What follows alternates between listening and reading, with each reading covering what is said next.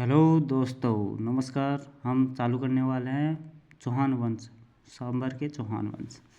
तो सबसे पहले हम विग्रह राज चतुर्थ के बारे में पढ़ाई करेंगे। उससे पहले हमने दो राजाओं के बारे में और पढ़ा है, वो हमारी पिछली वीडियो में आप ज़रूर देखिए। तो विग्रह राज चतुर्थ विशलदेव चौहान 1153 से लेकर 1163 ईस्वी तक राजा रहे।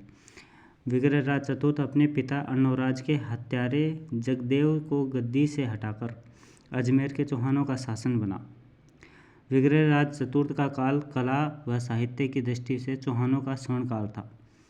विग्रह राज चतुर्थ ने गजनी के शासन खुसरू शाह जिसे आमिर को हराया और हिंदू राजाओं को गजनी शासन से मुक्ति दिलाई। विग्रह राज चतुर्थ की दिल्ली विजय की पुष्टि बिजोलिया शिलालेख में होती है। विग्रह राज चतुर्थ ने 1163 ईस्वी में दिल्ली में शिवालिक स्तंभ लेख का निर्माण करवाया। इस अभिलेख में विग्रह राज चतुर्थ को विष्णु का अवतार कहा गया है। विग्रह राज विशलदेव ने अपनी महानता के अनुरूप परम भट्टाकार, परमेश्वर, महाराजाधिराज जैसी उपाधियों का धारण किया, जो नए क्वेश्चन है और ये क्वेश्चन परीक्षाओं में पूछे जाते हैं। जयनक भट्ट ने विग्रह राज को कवि बांधव कहा है, जो कवियों का राजा कहा है। 2.5 दिन का झोपड़ा विग्रह राज चतुर्थ ने अजमेर में कंठाभरण नामक संस्कृत पाठशाला का निर्माण करवाया था, जिसे शिहाबुद्दीन मोहम्मद गौरी के गुलाम कुतुबुद्दीन ऐबक लखबख्श ने तुड़वाकर यहाँ मस्जिद का निर्माण करवाया था तथा यहाँ फारसी अभिलेख लिखवाए। राजस्थान में सर्वप्रथम फारसी अभिलेख यहीं मिलते हैं। इसे 2.5 दिन का झोपड़ा कहते हैं। अबू बकर ने 2.5 दिन की इस मस्जिद का डिज़ाइन तैयार किया था।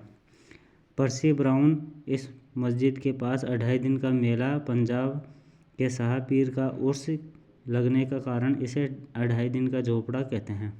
कर्नल जेम्स टोड ने 2.5 दिन के झोपड़े के लिए कहा है कि मैंने राजस्थान में इतनी प्राचीन व सुरक्षित इमारत नहीं देखी है। वह राजस्थान की पहली मस्जिद है जिसे 16 खंभों का महल भी कहते हैं। विशलदेव कवियों व विद्वानों का आश्रयदाता था तथा इसे कवि बांधव के नाम से भी जाना जाता है। विग्रह राज चतुर्थ ने संस्कृत में हरिकेली नाटक लिखा है, जिसमें हरि विष्णु शिव जी को तथा केली पार्वती जी को बताया गया है। विशलदेव का दरबारी कवि सामदेव था, जिसने ललित विग्रह राज लिखा। सोमदेव ने विग्रह राज चतुर्थ यानी कि विशलदेव जी को विद्वानों में सर्वप्रथम विपश्चितानामाग कहा है। विशलदेव रासों के रचित नरपति नाहल थे। दिल्ली पर अधिकार करने वाला पहला शासक विग्रह राज चतुर्थ था।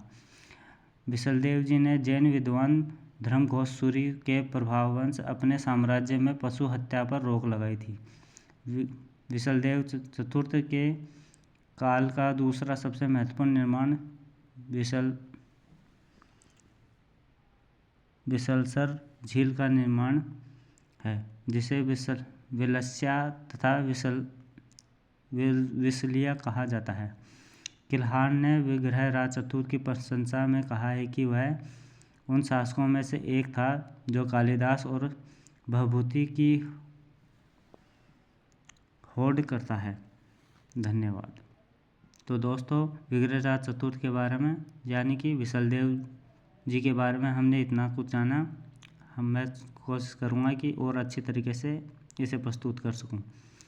तो अगले वीडियो में हम सोमेश्वर चौहान, जो 1169 से लेकर 1177 ईस्वी में राजा रहे, उनके बारे में जानकारी प्राप्त करेंगे। धन्यवाद।